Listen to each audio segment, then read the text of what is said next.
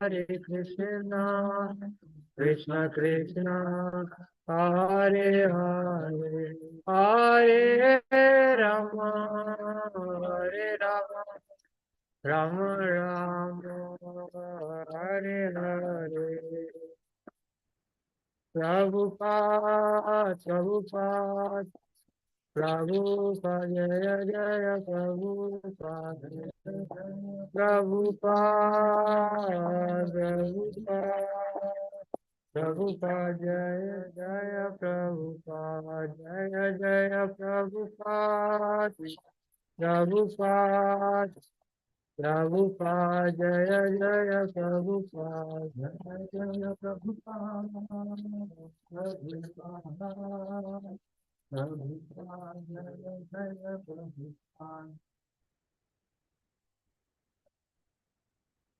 जय श्री प्रभुपाद की जय। ओम नमो भगवते वासुदेवाय। ओम नमो भगवते वासुदेवाय। ओम नमो भगवते वासुदेवाय।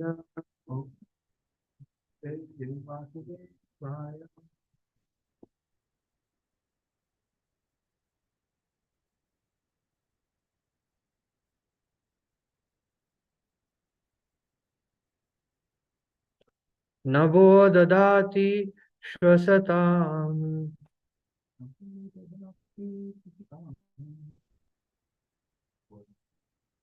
329:43 नभो ददाति श्वसताम् पदं यन्नियमादद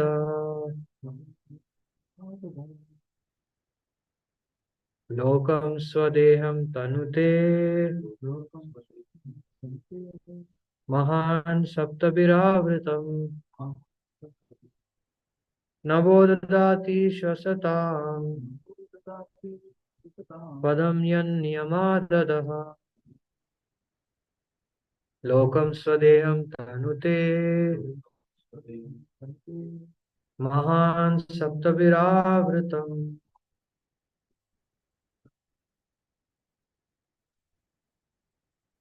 नभो ददाति श्वसताम् पदं यन्नियमादद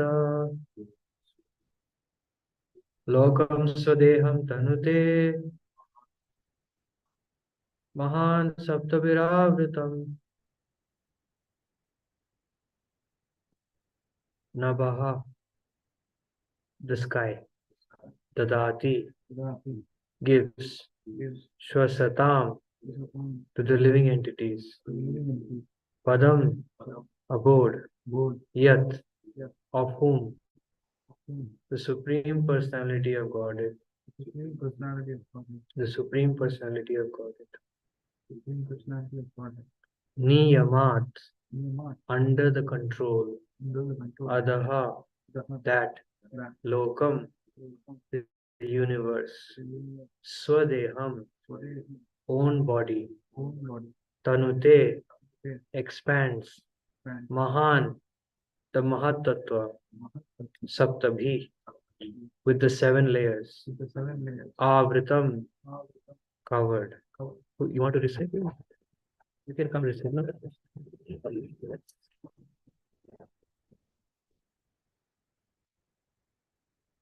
Is that font? Yes. Nabha dadati swashatam Navo dadati shvasatam padam yam niyamad adaha padam yanyamadyadaha lokam swadeham tanute lokam swadeha tanute mahan saprabhir avritam. mahan saptabhiravritam. Thank you. So that is our illustrious Sri Kumar Prabhu. Nabaha, the sky, dadati, gives, shvasatam, to the living entities, padam, the abode, yat, of whom the Supreme Personality of Godhead, Niyamat, under the control. Adha, that. Lokam, the universe. Swadeham, own body. Tanute, expands. Mahan, the Mahatattva. Saptabhi, with the 7 layers. Avritam, covered. Translation and purport by His Divine Grace Srila Bhai Charanarend Bhaktivedanta Swami Srila Prabhupada Ki. Subject to the control of the Supreme Personality of Godhead, the sky allows outer space to accommodate all the various planets which hold innumerable living entities. The total universal body expands with its 7 coverings under His control, His supreme control.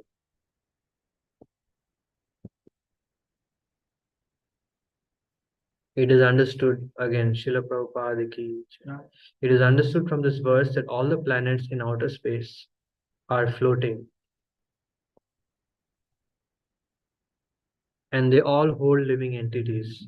The word Shwasatam means those who breathe or the living entities.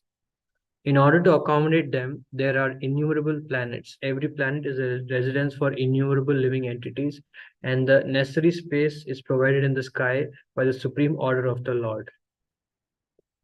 It is also stated here that the total universal body is increasing. It is covered by 7 layers, and as there are 5 elements within the universe, so the total elements and layers cover the outside of the universal body.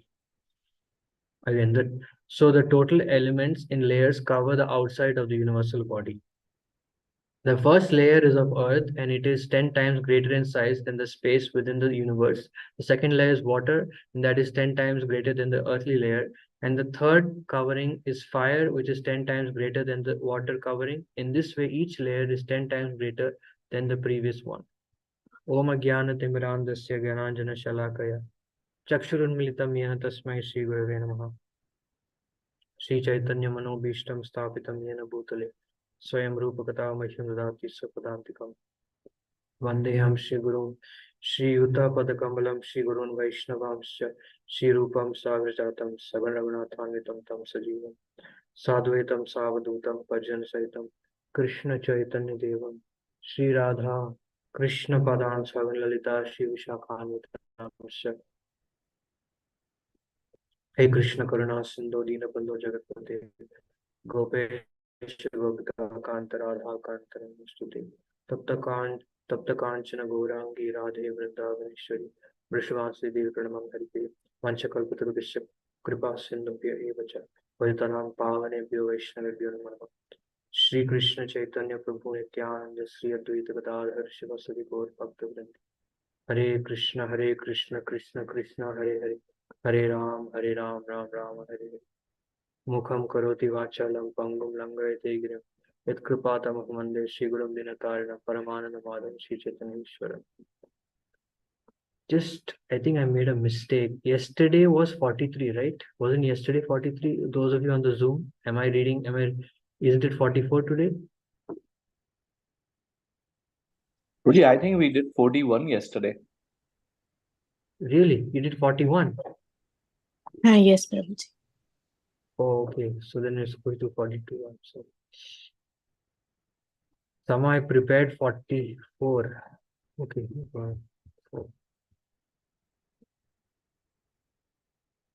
So I'll just read through 42 then. Shravanti sarito bhita notsarpati udadhiryatah agnirinde sa giribhir bhurna majjati yad bhayat. Out of fear of the Supreme Personality of Godhead, the rivers flow and the ocean never overflows. Out of fear of Him, only does the fire burn and does the earth with its mountains not sink in the water of the universe. Purport, Srila Prabhupada Ki Jai. We can understand from the Vedic literature that this universe is half filled with water on which Garbhodakshaya Vishnu is lying. From his abdomen, a lotus flower has grown, and within the stem of that lotus flower, all the different planets exist. The material scientist explains that all these different planets are floating because of the law of gravity or some other law. But the actual lawmaker is the Supreme Personality of Godhead. When we speak of law, we must understand that there must be a lawmaker. The material scientists can discover laws of nature, but they are unable to recognize the lawmaker. From Srimad Bhagavatam and Bhagavad Gita, we can know who the lawmaker is. The lawmaker is the Supreme Personality of Godhead. It is said here that the planets do not sink since they are floating under the order or energy of the Supreme Godhead. They do not fall down into the water which covers half the universe. All the planets are heavy with their various mountains, seas, oceans, cities, palaces, and buildings, and yet they are floating. And it is understood from this passage that all the other planets that are floating in the air have oceans and mountains similar to those on this planet. Again, Om Jnana Timirandasya Jnananjana Shalakaya Chakshurimlitamena Tasmai Shri Gurave. So can you bring my phone? It's behind. So again, I'm most unqualified to speak on Srimad Bhagavatam, but I will try to glorify Srila Prabhupada by Bhagavatam, because Jiva Goswami says that one should see one's Guru in every verse of Shastra.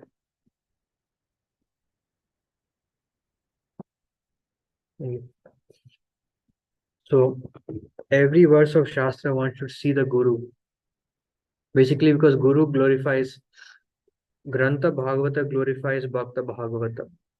So the purpose of Bhagavatam is to glorify the activities of the pure devotees. And of course, the greatest devotee of the Lord, as explained in Bhagavatamrita, is none other than Srimati Radharani. So,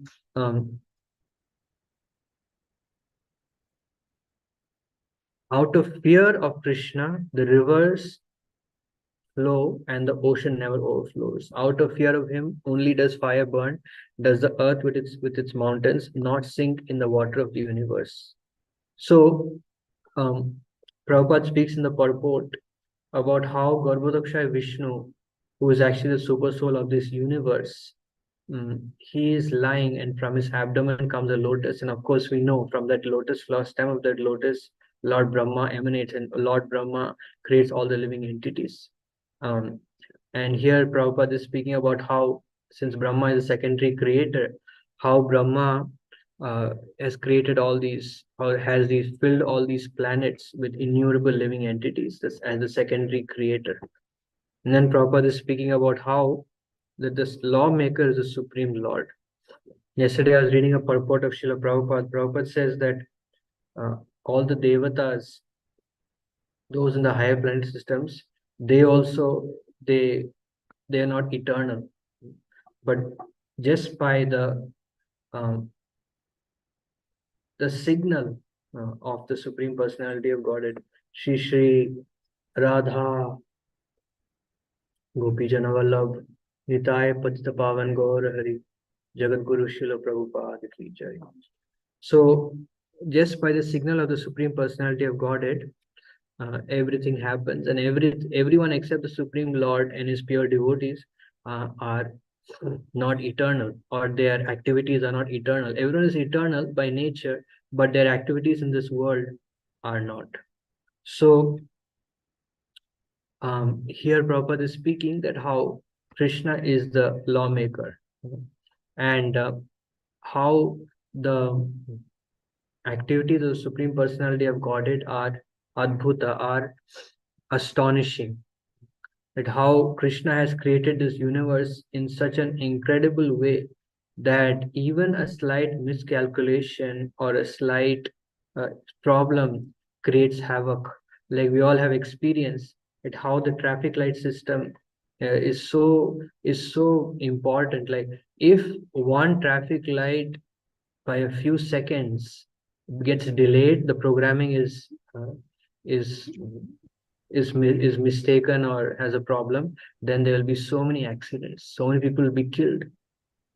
And what to speak of that, if on a higher platform, if there is a problem with the ocean, or slight rise in the temperature or fall in the temperature, we can die practically. The whole Wellington hills will be completely over flooded with water. So the creation of the Supreme Lord is very, very perfect, is very scrutinizing. So anyhow, so we'll go back to the translation. So Prabhupada is saying that how out of fear of Krishna things happen. So Krishna, who is the most merciful, there are different levels of worshipping Krishna. So the first level of worshipping Krishna is actually out of fear. And that is the platform we don't want to be. We don't want to be on that platform because that's very formal. That's very formal. And most of the people who worship Krishna out of fear, it's because they want something from Krishna. They don't want Krishna, but they want something from Krishna, and therefore they worship him. The next level of worship is that of duty, and the third level of worship is out of love. So at least we should be worshipping Krishna out of duty. So Bhagavatam speaks in a very practical way, and the purpose of Bhagavatam is to actually see how Bhagavatam is working in this world. So here, when we speak about the Supreme Personality of Godhead's authority, ultimately we can speak about death. It's because that is how Krishna controls everything by the time factor. By past, present, and future, Krishna controls everything, puts everyone to work. And it's very interesting that this time factor is only relevant and applicable in this material world, not in the spirit. In the spiritual world, a time is there, but time is completely according to the sweet wishes of Krishna and Krishna's devotees. It's not like a mechanical time in this world. So in this world, everything happens at the same time every day. I mean, more or less, the sun rises, the sun sets, etc. But in the spiritual world, everything happens according to the divine will of the Lord. Krishna wants a particular pastime to happen, then even though it may be suppose 12 p.m. in the spiritual world, it will suddenly become 8 o'clock or 12 o'clock or whatever time. So that's the amazing thing about the spiritual world. So that's how time creates wonderful pastimes in the spiritual world. So time is our greatest friend. In this world, can someone mute? Yeah, so in this world, if we use time properly with the correct understanding, then the time will help us to become a pure devotee of the Lord. So I prepared something else. I'm just thinking how to link that to this purport. So in our day and age, as devotees of the Lord, as practicing, I'm not a devotee, I'm an aspiring devotee. But as devotees of the Lord, our greatest hope is the lotus feet of the spiritual master. The lotus feet of spiritual master and exalted devotees are our greatest hope, are our only hope. So in Krishna consciousness, it's not about being right, but it's about pleasing. The principle of pleasing is very, very important. And I was reading about the three modes of material nature, because ultimately the three modes of material nature is what we're dealing with. We're dealing with the three modes of material nature. So unless and until we know how to deal with the three modes of material nature, we won't be able to progress in our devotional service. What is the purpose of this month of Kartik? The purpose is to change our consciousness in such a way so that we will not be disturbed by the external circumstances. the Adhyatmik, Adidaivik, Adibhautik Klesha, that we will not be disturbed by these things and we can practice our Krishna consciousness. So, the first important thing to recognize in our spiritual life is that the only enjoyer is Krishna. Aham sarvasya prabhavo matta sarvam pravartate iti mattva bhajante mam bodha bhava samanvita. So Krishna is the controller, the creator, the maintainer of everything. So when we come to terms with that how Krishna is the enjoyer, especially how Krishna is the enjoyer, because there are different levels of the incarnation of the Supreme Lord, and Krishna is the ultimate, the Supreme Personality of Godhead. Krishnastu Bhagavan Swayam. Why is Krishna Bhagavan Swayam? Because in his supermost excellent form as Krishna, his only business, his only activity is to enjoy pastimes with his devotees. Krishna does not have any other duty. Krishna does not have any other purpose in his life. He never has and he never will. So that is Krishna's special nature. Srila Prabhupada explains that even when the demons, Krishna killed the demons in Vrindavan, Prabhupada says Krishna, the Supreme Lord, he did not kill, but the Vishnu within Krishna actually killed the demons. So, coming back to the point, how Krishna is a supreme enjoyer. So, in order to always be in this consciousness that Krishna is the enjoyer and we are meant for his enjoyment, we are meant for his happiness, most important thing as devotees practically is our speech. Our speech, our mind, and our activities. Of course, you go from gross to subtle. The body, the words, and the mind.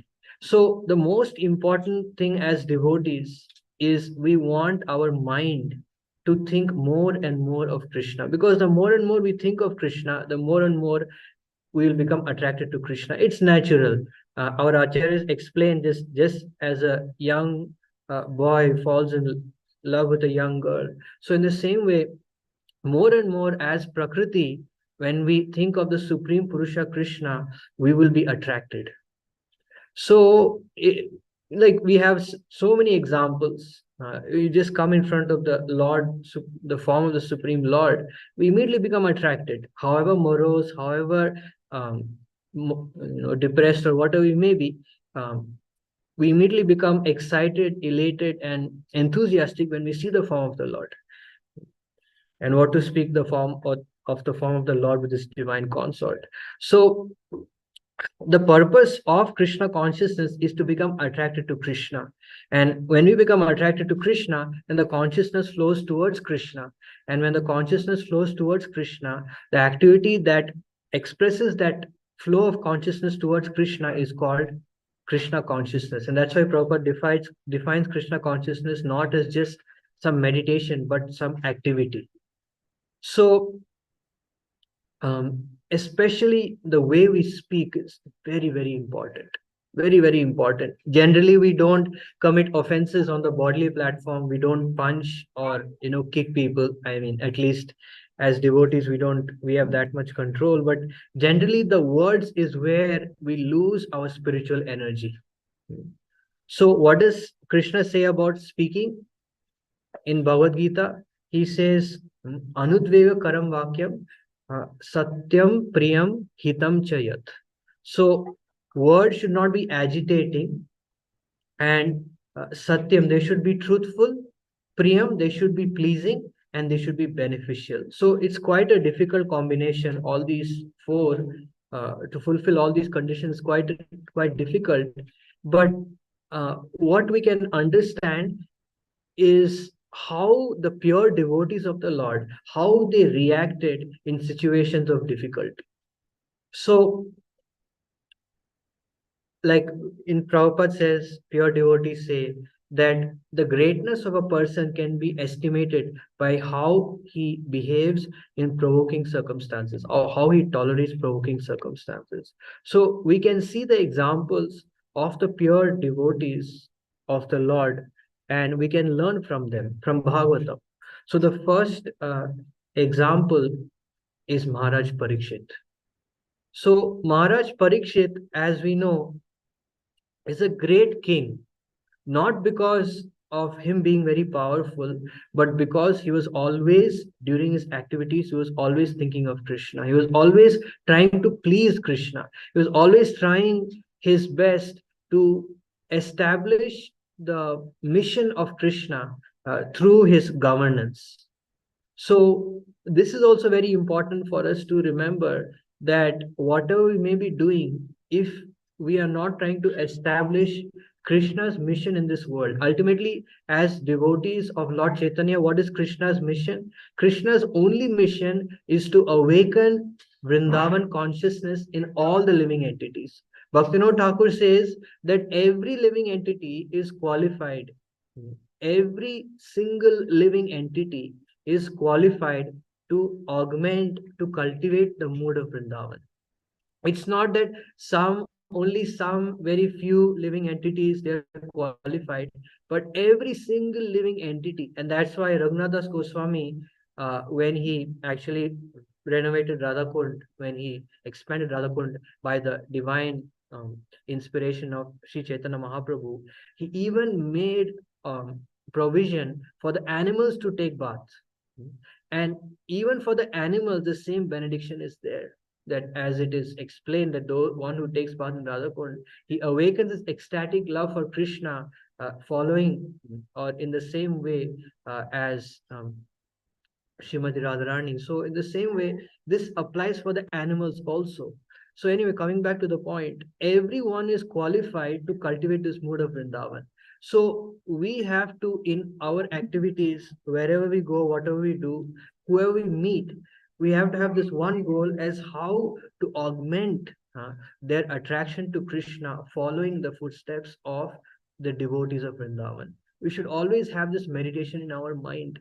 This is Krishna's greatest desire.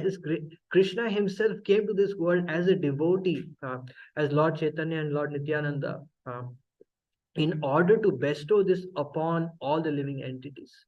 So this should be our meditation. So Maharaj Parikshit was meditating like this through his governance, and somehow or other, one day Maharaj Parikshit became extremely hungry and extremely thirsty, and it's explained that the situation was, it was as if he was about to leave his body. He was in such a predicament, and as a result of that predicament, by the influence of the internal energy of the Lord, he lost control of his senses. I mean, he lost control over his some very, very 0.0000001% control, and he became angry. Of course, this anger is not due to lust, because Krishna says in Bhagavad Gita that the general cause of anger is lust. But no, it was not due to lust, but it was due to the influence of the internal energy of the Lord. And he became angry with this sage. He garlanded him with a snake. So at least for us to relate with it, we relate with Maharaj Parikshit. Maharaj Parikshit made a mistake. Of course, we understand it's not a mistake, but for us to understand, let's say he made a mistake. So what happened after he did this? He went back to his ashram. And then we know that how Shringi, the son of that sage, cursed Maharaj Parikshit to die in 7 days. So even before that curse came, Maharaj Parikshit, he immediately realized his mistake and he was repenting. So Prabhupada says that sincerely repenting one's mistake cleanses, wipes out the root of that mistake, the root of that whatever. Suppose we spoke something which was not meant to be spoken. Then the first thing we can do is we can repent. That sincerely. So Maharaj Parikshit repented very sincerely, and he welcomed the consequence of his action. So he was thinking to himself that yes, I made a mistake and now I deserve the consequence. So he took responsibility for his mistake. And as a result of that, what happened when the curse came, he got the strength. Krishna gave him the strength to give up everything immediately, go to the bank of the Ganges and attract the mercy, attract the association of not only Sukadev Goswami, but of all the greatest devotees of the Lord. So much so that Parikshit Maharaj was able to hear for 7 days without eating, without drinking, without moving. Then after that, he was able to summarize that to his mother in the form of Brihad Bhagavatamrita. So anyhow, so this is the power of repenting. So when we sincerely repent uh, our mistakes, now this is very important. It does not have to be a mistake in others' eyes, but when we realize that our consciousness was wrong, then we should repent, we should pray, and that attracts a lot of mercy. So Maharaj Parikshit is a wonderful example in this Bhagavatam of how we can repent and how we can overcome our tendency to commit mistakes, because this is one of the um, characteristics of a conditioned soul. Conditioned soul has a tendency to commit mistakes. So anyhow, so coming back to relating it to speech, how speech is very, very important. So our Goswamis say that it is an offense to speak to someone who is not ready to hear you. So we have to be very careful with whom we speak and what we speak. I mean, of course, in generally we can deal with all devotees, respect them, but if we want, unless someone specifically comes and asks us to instruct them, to help them in their spiritual life, we should not give instruction. We should not give instruction. And also, when we see fault in someone, when we see some mistake in someone, if we don't have relationship with that devotee, we should go to the authority of that person. We should go to the guide of that person and express that problem. Oh, such and such devotee, he is doing like this. Can you please take care? Or do you think it's appropriate? This will keep our mind peaceful. This is very important. If our mind is disturbed, how can you meditate on the Lord? How can you pray to the Lord? How can we increase the intensity of our Krishna consciousness? So this is very, very important. Another wonderful example of how to tolerate provoking situations is actually Maharaj Ambarish. Maharaj Ambarish, Madhavendra Puri, Avanti Brahmana, they all share one thing in common, that they are completely dependent on Krishna. So for us to develop love for Krishna, for us to develop intense desire to relish Krishna consciousness, it is very important for us to depend on Krishna. So what does it mean to depend on Krishna? Like the verses also say, Aham sarvasya prabho matta sarvam pravartate. Iti matva bhajante mam bodha bhava samvita.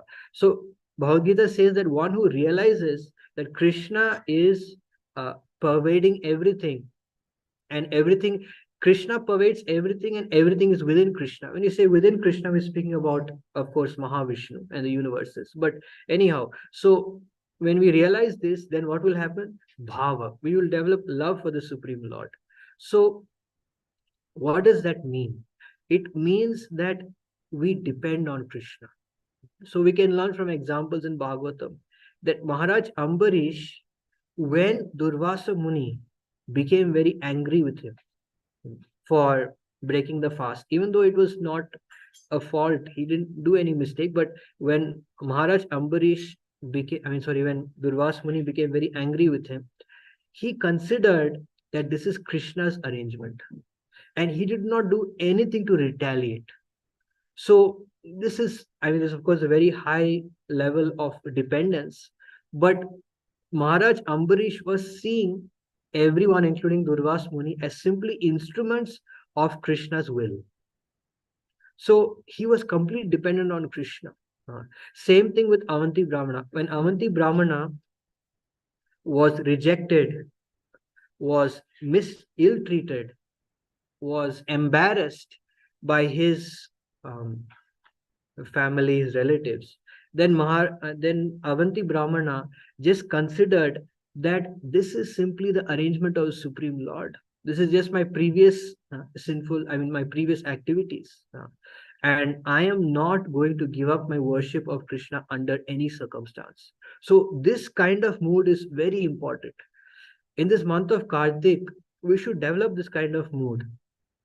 Raghunath Das Goswami says in Manashiksha, the first verse, he says Atitaram Kuru, which means that one should make extraneous endeavor. We should not do prayasa, we should not try to make extraneous endeavor in this material world to become powerful, to become famous, etc., etc. But we should make extraneous endeavor to please Krishna. So we know that Krishna consciousness, real Krishna consciousness, can only be executed in a spiritual body. And I mean, speaking for myself, I'm very, very, very far from that situation.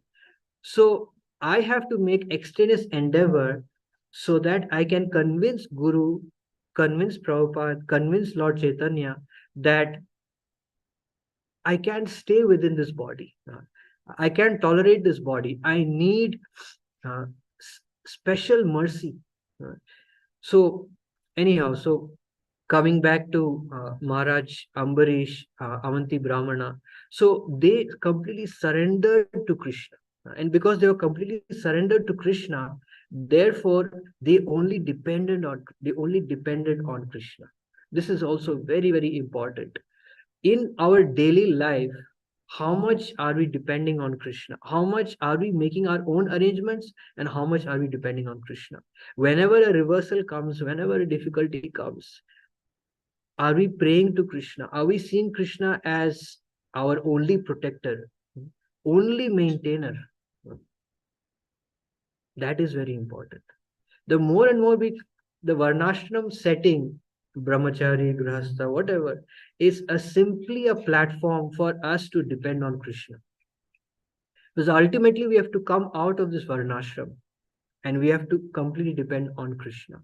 We cannot rely on our family members or anyone, because ultimately everything in this world is temporary. So that's why Krishna says in Bhagavad Gita that everyone must take sannyas. So what does it mean? It means everyone must become completely dependent on Krishna. So we should develop this deep desire to surrender completely to Krishna, following the footsteps of all these great devotees, by never giving up our service, and by constantly hearing about Krishna. Hearing about Krishna is the only way. Prabhupada was saying on Monday, Bhagavatam class this week, that hearing is our only hope. When we hear more and more and more about Krishna, definitely we'll become attracted to Krishna, for sure. Because Krishna's qualities are the qualities we're looking for in this material world. Any quality we like, anything we like in this world is a fragment of Krishna's quality, a fragment of Krishna's opulence, a fragment of Krishna's beauty, a fragment of Krishna's power, a fragment of Krishna's renunciation. So ultimately, we are attracted to Krishna. And when we hear about Krishna and Krishna's devotees, how they appreciate Krishna so nicely, then we become attracted to Krishna.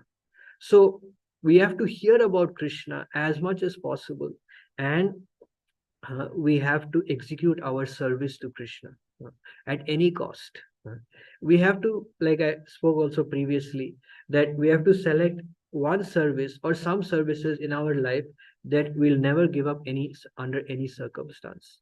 So when we do that, then when Krishna realizes that we are dedicated, that we are responsible towards him and his pleasure, then Krishna will also reciprocate in that way towards us. That Krishna will also make sure under any circumstance that we will always be engaged in his loving service. Our achievement in this material world is loving service. Not fearing service, but loving service. That is our achievement. So if we can be completely satisfied by chanting the holy name, by rendering our service to the deities, by reading Shrimad Bhagavatam, then we are rightly situated. And ultimately, that's the purpose of this whole creation, is to render loving service to Krishna. Not fearing service, but loving service. So the Vaidhi Bhakti, or the laws in this world are simply a foothold for us to come to the platform of at least having a deep desire to render loving service to Krishna, loving service to the devotees. So that's the purpose of everything in this world. So we have to be very careful with our speech, especially uh, in the devotee association, that we only speak to people who are willing to hear us, who are willing to, who are favorable towards us, and at the same time, towards everyone without reservation. We should practice the third verse of Nectarine, Shiksha Ashtakam, as much as possible. Tolerating, becoming humble, not demanding respect for ourselves and giving respect to others. And in this regard, it's very, very important for us not to use our material position. Generally, we use our material position. I'm speaking for myself. Even though I am an infinitesimal, insignificant part of or servant of the servant of the servant of Krishna's devotees, but when I get a position like head of deity worship, then I exercise my authority. And when I exercise my authority, what happens? Then I forget that I'm a servant of Krishna. I am put into forgetfulness. So we have to be very careful, not use our position, not use our authority, and always maintain a very humble attitude, respect devotees as very dear devotees of the Lord. And in that way, Krishna will help us to always be in this consciousness that we are his servant and we are completely dependent on him.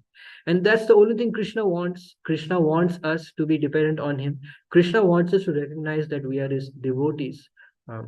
As long as Krishna sees that we have this humble mood, then Krishna, by his pleasure potency, will inject our heart with the deep desire to serve him, and then everything else will be arranged. Everything else will happen wonderfully. So this is very important. I mentioned previous times also that our relationship with devotees is extremely important. And we see this from Srila Prabhupada, that how Srila Prabhupada, because he's a pure devotee of the Lord, Prabhupada knew exactly what to speak at what time. And even though Srila Prabhupada was externally, of course, for us, he's our everything. Externally, Prabhupada was in the position of a guru, of an acharya, but internally, Prabhupada was in the position of the servant of the servant of the servant. Like when Srila Prabhupada, one day, one person in the crowd challenged Srila Prabhupada that, everyone says you're a pure devotee.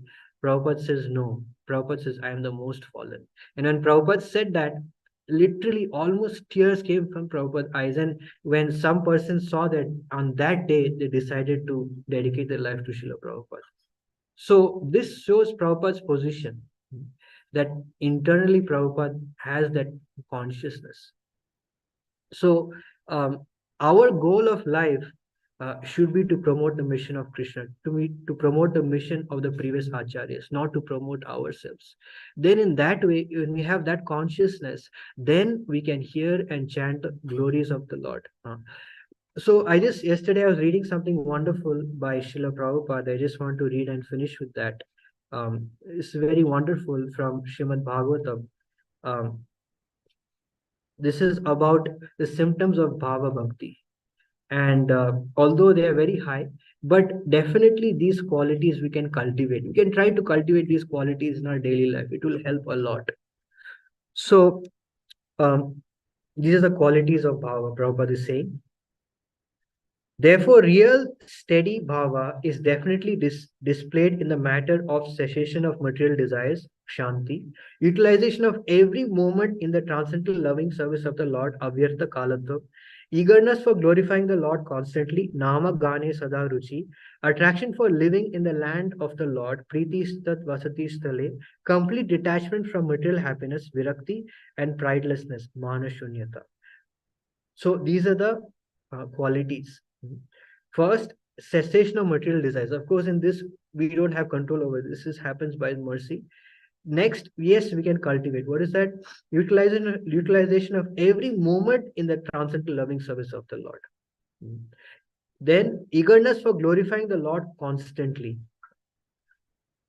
Attraction for living in the land of the Lord. Attraction to the land of Vrindavan. That's why Krishna brought Vrindavan, Radharani brought Vrindavan, Govardhan. And pridelessness. Yes, we can cultivate this by recognizing that how all the devotees are much more advanced than us, have qualities that we don't have. We can cultivate these qualities. So when we cultivate these qualities, when we try to cultivate these qualities, then we can attract the Lord's mercy. And we always have to remember that we came to this world, we came to this human form of life simply to achieve Krishna Prem. For no other purpose we came to this human body. We did not come to this human body for getting a wonderful position, for getting a lot of opulence, etc., etc. But ultimately, we came to this world alone, and we're going alone too. And the only thing that we are going to carry with us when we leave with this body is what? Is how much advancement we have made. So, with that consciousness in mind, because Krishna fulfills whatever desire is in our heart. So, whatever desire we cultivate on a regular basis, that's what we're going to get. It's not like a magic trick that at the time of death, suddenly we'll get a spiritual body. No. It's right now, as we're standing, as we're chanting, as we're reading Bhagavatam, what is our desire? Constantly, Super Soul, Guru is constantly watching us, seeing what we're doing, what we want, what we want, what we want. And depending on what we want, Guru and Krishna will make arrangement for us to attain that qualification. So, it's a very wonderful opportunity this month of Kartik to do more and more and more. And to actually, the purpose of the month of Kartik is not just to change, just not to do more for this month, but to change our consciousness, to change our habits. That's the purpose of this month. So simple. This month, the sutra of this month is, if you make extra endeavor, you will get mercy. That's the bottom line. In anything, in any activity, if you make extra endeavor, you will get mercy. So all we have to do is we have to make extra endeavor in whatever we do, as much as we can. At the end of the day, we should ask ourselves, did I use my whatever waking time in Krishna consciousness? If we used all the time, as much as possible, then we are making progress. Then we are going to get special mercy of the Lord. The Lord is going to take away all our material attachments or all our material dependence, and then we can surrender completely. And when we surrender completely, like Prabhupada says, that it just takes one moment. So when we surrender completely to Krishna, then Krishna will make wonderful arrangement for us to become his pure devotee. See, we all remember when we first came to this movement that how we used to be so happy in Krishna consciousness just by seeing the form of the Lord, just by seeing devotees of the Lord, just by seeing prasadam. We used to become so happy. Why? Because of the mercy, Krishna's mercy. So we have to attract that mercy from Krishna. We have to attract that mercy from the pure devotees. That Krishna has to make arrangement in our life so that we can ultimately become a pure devotee. Everything else is irrelevant. In this world, there are so many gurus, so many great persons, but ultimately, the legacy is a legacy of pure devotion. So it is said, I forgot who is the person, but The main thing is actually how we act, and not just how we act, but how we think, how we desire. That's the most important thing. If we can work on that platform constantly, then we will definitely get Ahituki Kripa. And we will see everything in this world as an arrangement of Krishna to make us into a pure devotee. And we can depend completely on Krishna. We can actually feel that Krishna is taking care of me. Krishna will always be there for me. So we'll have no fear, we'll have no anxiety. And then we can, without fear, without anxiety, we can overcome the bodily demands, we can overcome the mental demands, we can overcome the situational demands, and we can progress to the path of pure devotional service. Actually, we should all have a deep desire, just like the Goswamis, they are tasting such amazing ecstatic devotional service. So many hours every day, they are glorifying the Lord without cessation. We should have a deep desire that someday, sooner rather than later, we should also be able to come to that position, that we can give our everything for devotional service. It's like proper disciples are doing. So this is what I wanted to speak today. If I spoke anything wrong, inappropriate, please forgive me. Does anyone have any question or comment? Hi, Krishna Prabhuji, Dandavat Pranam. No questions here, but wonderful class, Prabhu, especially emphasizing on going an extra mile, working on it actually, and then trying to please Krishna, trying to see how we are utilizing our time. We can become pure devotee in a moment. It's all about our endeavor. Thank you so much. Hare Krishna Prabhuji, and Jai Shri Prabhupada. Prabhuji, very nice class. Especially the point that really touched my heart was on repentance, and the fact that doesn't matter if somebody else considers us that we made a mistake, but if we realize our consciousness was not right, then we go and beg forgiveness. That was really, really very nice, Prabhuji. I also had a question.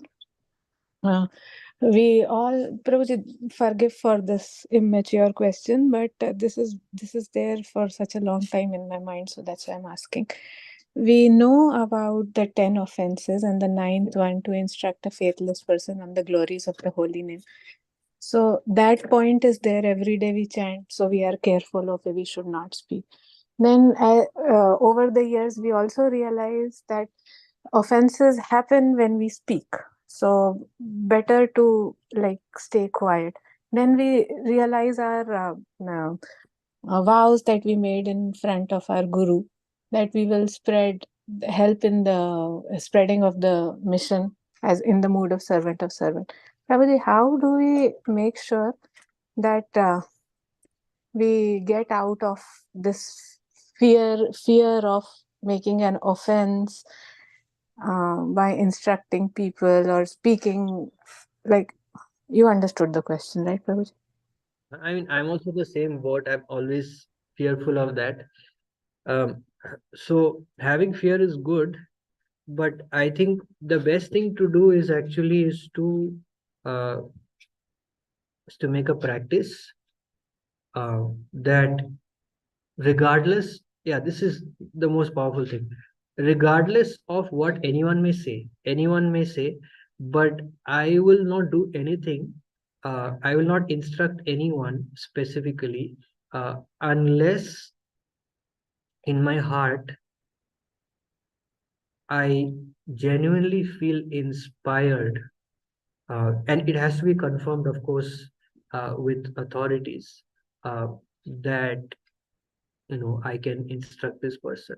So generally, of course, like when we are preaching, or when new people come to the temple, and if they are really eager, there are different levels of instruction or guidance. I mean, one is general, like we just quote what Prabhupada says. Another is personal. So I'm speaking mainly about the personal thing, because generally when we correct people out of just what Prabhupada says, it doesn't really have that much effect because we're just repeating what Prabhupada says. Like I correct so many times in the altar that Prabhupada said that this is not appropriate. So, I mean, that's okay. That doesn't have that much damage. But what really destroys our mind is when we personally instruct or tell someone something. So, yeah, first is we have to pray.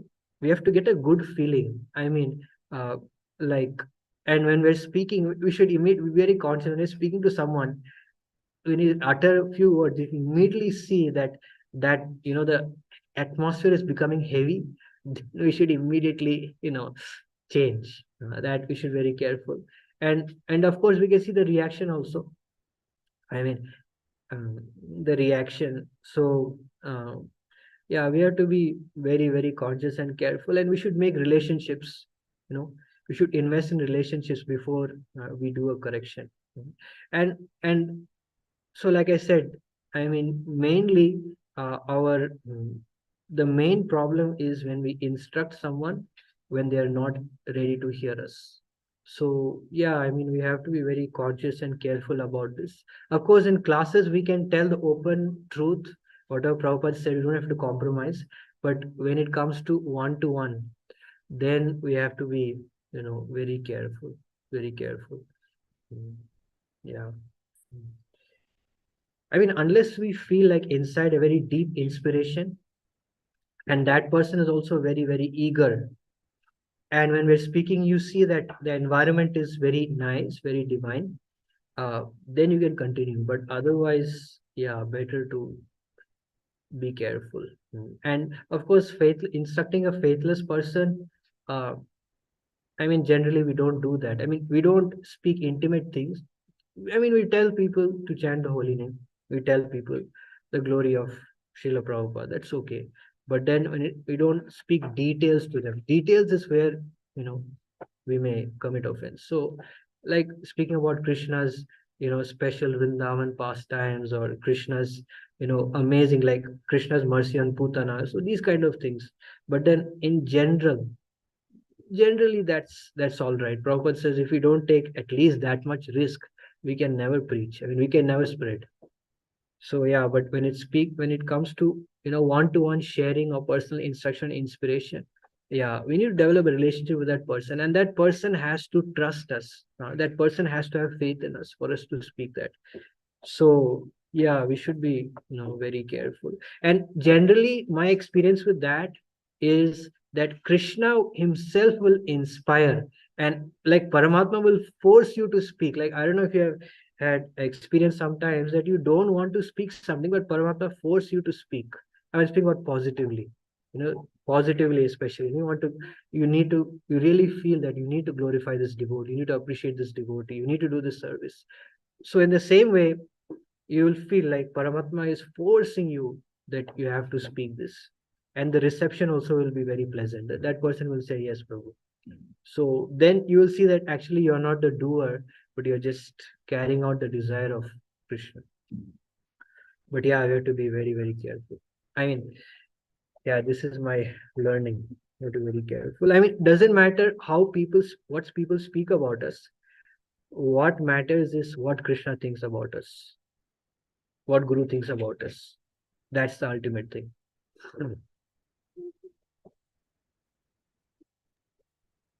Yes, thank you so much, Prabhuji. Especially the point that you said, quoting Srila Prabhupada and previous acharyas, that is safe. Thank you, Prabhuji. Generally, that is best, actually. That is best. Thank you, Prabhuji.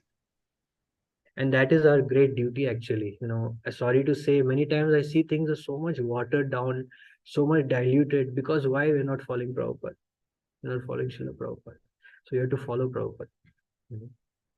Just quote Prabhupada, That's it. It's very easy. You want to enforce anything, just quote Srila Prabhupada. Yes, Prabhuji. Thank you. Okay. Anyone else has any other question or comment? If there is time, Prabhuji, there is a comment, if it's okay. Yes, sure. Yes. Thank you for the nice class, Prabhuji. You just reminded me of this very nice quote that Mahavishnu Goswami Maharaj says. He says, in regards to Bhagavad Gita verse, the Prajahati Yada Kaman, he says, we should always keep the saffron color in our heart. Krishna likes saffron color. If we do not wear saffron before death, Krishna will wrap us in saffron color. So what he means is this happens when the body is cremated, the flames of fire are saffron in color, and this way Krishna wraps us in saffron. So he was saying that how the heart has to be kept pure for that service that we always want to do for Krishna. And that has very closely touched my heart from young, like from the time I heard this. So it was resounding with your class today. Thank you. Ultimately, the goal of this material body is to connect to our spiritual body. Simple thing. Simple. Yeah, so yeah, ultimately that's the goal. That's what gives us a real happiness. No ashram, no material situation ever gives us happiness. If we are not cultivating that relationship with Krishna, then ultimately it's a shrama evi kevalam. So yeah, we have to remember that. Otherwise, even though we're worshipping the deities, even though we're chanting the holy name, we're just doing something external. So yeah. Yeah, the color he meant saffron was mainly like attachment to the service of the Lord. That's what purity. Yeah, actually, saffron color has very special significance in our movement. In our movement, saffron color, Mahaprabhu wore the saffron color, and Mahaprabhu actually, the saffron color, it's explained, it is the color of Srimati Radharani when she is in deep separation from Krishna. Deep separation from Krishna, yes, right. So that is the mood of saffron color actually. So yeah, this separation from Krishna, that is saffron. Thank you. Yeah, ma'am, is all that we know about this.